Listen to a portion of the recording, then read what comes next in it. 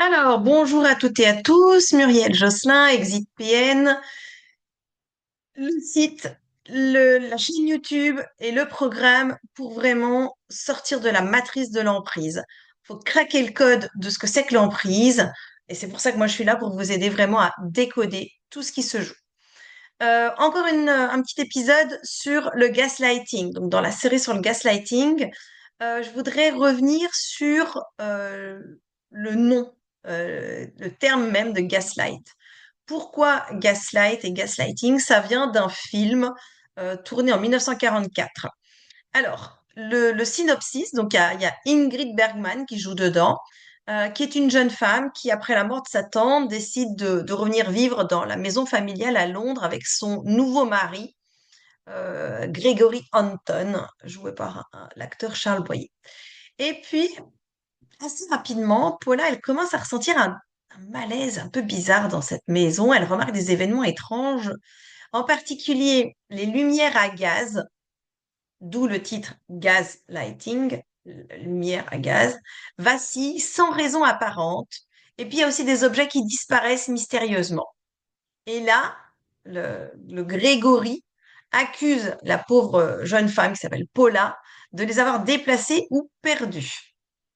Donc c'est vraiment une technique de manipulation parce qu'il lui fait croire qu'elle perd peu à peu la raison. Dans le même temps, il va utiliser d'autres techniques de manipulation et d'emprise, comme par exemple le fait de l'isoler de ses amis, de sa famille.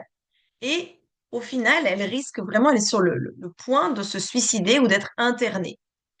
Malgré tout, elle va découvrir finalement que Grégory a tout orchestré, puisque c'est lui qui en réalité joue avec les lumières à gaz, et que toute cette manipulation pour la rendre folle avait pour intention de chercher des bijoux qui étaient cachés dans la maison et qui étaient l'héritage de la tante de la jeune femme. Donc on voit là aussi que très souvent, les pervers narcissiques d'ailleurs sont très intéressés par l'argent, par les héritages. Du coup, ça tombe bien. Le film se termine sur une note de justice où Paula retrouve ses esprits, hein, et Grégory est démasqué pour tous les actes de manipulation qu'il a commis. Alors, les thèmes qu'on retrouve, qui sont vraiment des thèmes d'emprise, il y a de la manipulation psychologique avec ce gaslighting où l'objectif, c'est que la pauvre jeune femme doute de sa propre perception de la réalité. C'est un truc à rendre fou, hein. Quand on croit qu'en fait, on ne peut plus se fier à sa propre perception, c'est presque le début de la folie, hein. Voilà. Donc, comme en plus, il utilise d'autres techniques de manipulation comme l'isolement, alors, dans le film, il y a évidemment aussi beaucoup de suspense, beaucoup de tension.